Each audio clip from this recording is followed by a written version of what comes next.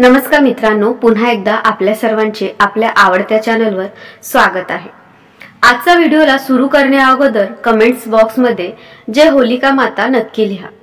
मित्रांनो, यंदाची होळी खूप खास आणि अतिशय महत्त्वाची आहे। हा खूप खास आणि खूपच सुंदर काळ आहे।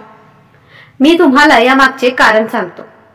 कारण मित्रांनो, 24 मार्चला होलिका दहन, 25 मार्चला रंगोत्सव साजरा केला जाणार आहे आणि या वर्षी खूप मोठे चंद्रग्रहण आहे आणि जेव्हा चंद्रग्रहण होते तेव्हा होळीचा प्रभाव अधिक आणखी वाढतो, जे साधक आहे। जसे की ज्यांना तंत्रक्रिया माहित आहे, ज्यांना मंत्रसिद्धी करायची आहे की माझे आध्यात्मिक क्षेत्राशी निगडित आहे, यांच्यासाठी हे वर्ष चंद्रग्रहण अतिशय शुभ राहील। मित्रांनो, 2024 मध्ये होळीच्या दिवशी चंद्रग्रहण होणार आहे आणि चंद्रग्रहणाच्या वेळी काही कार्य केले असल्यास तुम्ही तुमच्या जीवनात कोणताही उपाय अवलंबतात किंवा कोणत्याही कृतीचा अवलंब केला तर तुम्हाला नक्कीच फायदा होईल। त्यासाठी आम्ही तुम्हाला व्हिडिओमध्ये सांगत असलेल्या उपायांचे अनुसरण करा। मित्रांनो, या दिवशी तुम्ही तुमची संपत्ती आकर्षित करणारे साधन देखील सिद्ध करू शकता, मंत्र सिद्ध करू शकता। आम्ही तुम्हाला या व्हिडिओमध्ये सर्वोत्तम माहिती दिली आहे, त्यामुळे हा व्हिडिओ काळजीपूर्वक पहा, नीट ऐका। आम्ही तुम्हाला चंद्रग्रहणाचा सूतक कालावधीची वेळ देखील सांगू, म्हणून व्हिडिओच्या शेवटपर्यंत नक्की राहा। होळी हा सण उत्सवाचा सण आहे, त्यामुळे या दिवशी विशेष भोजन, नृत्य, गाणे हे सर्व केले जाते। होळीचे महत्त्व आपल्या जीवनाचा प्रत्येक पैलू आपल्याला जाणवते, कारण या दिवशी आपण आपले मतभेद विसरून सणांचा आनंद वाटून घेतो, एकमेकांना मिठी मारतो। मित्रांनो, भारतात होळीचा सण प्रत्येकाच्या आयुष्यात खूप आनंद घेऊन येतो, आनंदाचे रंग भरण्याचे काम करतो, लोकांचे जीवन रंगीत करण्याचे काम करते। साधारणपणे होळीच्या सणाला रंग महोत्सव असेही म्हणतात। यामुळे लोकांमध्ये एकतेचे प्रेम येते, याला प्रेमाचा सण असेही म्हणतात। मित्रांनो, अशा काही गोष्टी आहेत ज्या होळीच्या दिवशी करू नये, या व्हिडिओमध्ये मी तुम्हाला सांगणार आहे। आणि आज या व्हिडिओमध्ये मी तुम्हाला होळीच्या राखेचे 10 आश्चर्यकारक फायदे आणि चमत्कारी उपयोग सांगणार आहे। हे उपयोग जाणून घेतल्यावर तुम्ही होळीची राख घरात ठेवण्यास सुरुवात करा। मित्रांनो, भारतातील अनेक राज्यांमध्ये होळीच्या सणाच्या सुरुवातीला झाडाची फांदी तोडून त्यावर रंगबिरंगी कापडाचे तुकडे बांधले जातात। अनेक राज्यांमध्ये फांदी जमिनीत गाडल्यानंतर लोक नशेच्या अवस्थेत गातात, नाचतात, ते होळी खेळतात आणि होळीचा सण साजरा करतात। ज्याप्रमाणे दिवाळीच्या वेळी चातुर्मासात साचलेले सर्व जंतू दिव्याच्या उष्णतेने आणि तेलाच्या वासाने नष्ट होतात, तसेच हिवाळ्यात जमा होणारे जंतू होळीच्या आगीच्या प्रभावाने नष्ट होतात। मित्रांनो, होळीच्या राखेचे काय उपयोग आहे ते या व्हिडिओमध्ये जाणून घेऊया। होळीच्या राखेचा उपयोग सांगितल्यानंतर माझ्यावर विश्वास ठेवा, तुम्ही ही होळीची राख ठेवायला लागाल आणि ही काही सामान्य राख नाही असे मानले जाते। होलिका मातेवर ब्रह्मदेवाचा आशीर्वाद होता। होळीची राख घरात ठेवली तर तुमच्या घरातील कोणत्याही प्रकारची नकारात्मक ऊर्जा नष्ट करण्याचे काम करेल। यावेळी आम्ही तुम्हाला 10 गुप्त आणि चमत्कारी प्रयोग सांगत आहोत। तर मित्रांनो, जर एखादी व्यक्ती सतत आजारी राहते आणि भरपूर औषधे घेऊनही रोगांपासून आराम मिळत नाही, तर होळीच्या दहनावेळी देशी तूप, 2 लवंग, 1 बत्ताशा, 1 सुपारी घेऊन हे सर्व वस्तू होळीच्या अग्नीत टाका आणि दुसऱ्या दिवशी होळीची राख आजारी व्यक्तीच्या अंगावर लावायची। त्यानंतर गरम पाण्याने अंघोळ करावी, तर या उपायाने रुग्ण लवकर बरा होतो। आता कोणीतरी तुमच्या जादूटोणा, द्वेष, उद्धतीकरण, समोहन, वर्ष अशा सर्व प्रकारची कृत्य करतो, याला तांत्रिक क्रिया म्हणतात। म्हणून जर कोणी तुमच्यावर तांत्रिक क्रिया केली तर तुम्ही काय करावे? होळी पेटवताना होळीच्या आग 12 लवंगा, 1 बत्ताशा, 1 सुपारी टाकून आमची अडचण दूर झाली पाहिजे असे म्हणावे। जादूटोणाप्रमाणे ते निघून गेले पाहिजे। आपल्याला अशा प्रकारे प्रार्थना करावी लागेल। यानंतर सकाळी होळीची राख घ्यायची आणि ती संपूर्ण अंगावर लावावी आणि गरम पाण्याने अंघोळ करावी लागेल। ताबडतोब तुम्हाला दिसेल की तुमच्यावर झालेले सर्व तांत्रिक विकार, जादू आणि भूत यांचा नाश होईल आणि तुम्ही निरोगी व्हाल।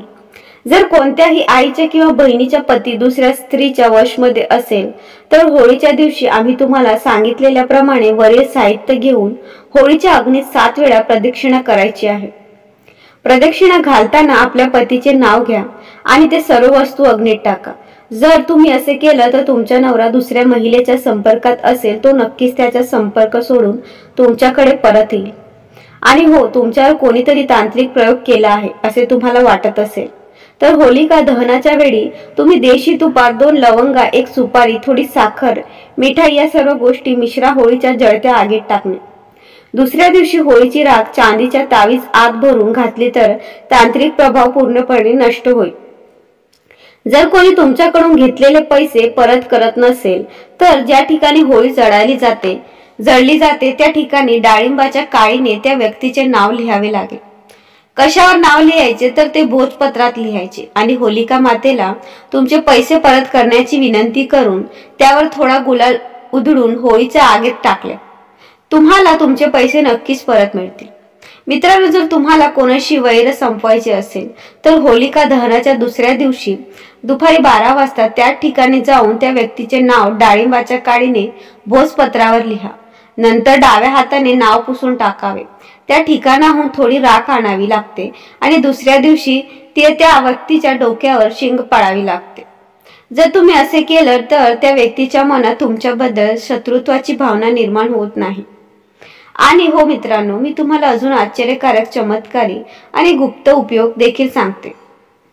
जर तुम्हाला कुंडलीतील कोणताही ग्रह दूषित असेल तर होळी पेटवताना 2 लवंगा, 1 बतासा, 1 सुपारी देशी तुपात मिसळून या सर्व गोष्टी होळीला टाका आणि दुसऱ्या दिवशी राख घरी आणा। सर्वार्थ सिद्धी योग प्राप्त करा। होलिका दहनाच्या दिवशी सकाळी असल्यास सर्वार्थ सिद्धी योगामध्ये ते शुद्ध करून वाहत्या पाण्यात वाहून द्यावे।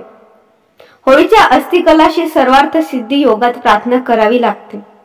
यानंतर जर तुम्हाला ते शुद्ध पाण्यात धुवावे लागेल तर तुमच्या जन्मपत्रिकेतील कोणताही ग्रह दूषित असेल आणि तुमची हानी करत असेल तर तो हानी पोहोचवणे थांबेल। जर तुम्हाला राजकीय क्षेत्राशी निगडीत अडथळे येत असतील तर तुम्ही होलिकेच्या भोवती उलट दिशेने फिरायला सुरुवात करावी। कसे करायचे? जे राजकीय क्षेत्राशी निगडीत आहेत आणि तुम्हाला कोणत्याही अर्थाचा सामना करावा लागत आहे तर होलिका मातेची प्रदक्षिणा एका सरळ रेषेत घेण्याऐवजी उलट फेरी घ्यावी लागेल आणि प्रत्येक फेरीच्या शेवटी फेकून द्यावी लागेल। म्हणजे जुई वनस्पतीचे मूळ हे होळीच्या पेटलेल्या अग्नी त्या तुम्हाला फेकून उलटे वळण घ्यायचे आहे आणि 7 फेऱ्या करायच्या। असे केल्याने राजकीय क्षेत्रात तुम्हाला भेडसावणाऱ्या सर्व अडचणी दूर होते। मित्रांनो, वास्तू दोषांपासून मुक्ती मिळवण्यासाठी होळी दहनाच्या दुसऱ्या दिवशी सर्वप्रथम तुमच्या आवडत्या देवाला गुलाल अर्पण करा। तुमच्या निवासस्थानाच्या ईशान्य कोपऱ्यात पूजा केल्यानंतर गुलाल अर्पण करा आणि तुम्हाला प्रार्थना करावी लागेल आणि तुम्हाला हवे असल्यास तुम्ही होळीची राख आणून ईशान्य कोपऱ्यात ठेवू शकता। जर तुम्ही ते देऊ शकता असाल तर हा उपाय केल्याने तुमच्या घरातील सर्व वास्तुदोष दूर होतील। मित्रांनो, जर एखाद्याला खूपच भीती वाटत असेल तर त्याने होळीच्या दिवशी 1 नारळ, 1 लवंग, 2 पिवळी मोहरी घेऊन या सर्व गोष्टी पीडित व्यक्तीवर 21 वेळा ओवाळून होळीच्या अग्नीत टाकाव्यात। सर्व दुष्परिणाम संपतील। कोणतीही भीती असो, भूताची भीती असो, शत्रूची भीती असो, परीक्षेची भीती असो, राजकारणाची भीती असो, ती संपते। मित्रांनो, जर तुम्हाला वारंवार आर्थिक नुकसान सोसावे लागत असेल तर होळी दहनाच्या संध्याकाळी तुमच्या मुख्य दरवाजाच्या चौकटीवर 2 तोंडी पिठाचा दिवा लावून दाराच्या चौकटीवर थोडा गुलाल शिंपडावेचा आहे आणि मग तुमच्या आर्थिक हानीबद्दल निवेदन करा। दीप प्रज्वलन केल्याने आर्थिक नुकसान दूर होईल तर होळीच्या दिवशी हा उपाय प्रभावी ठरतो।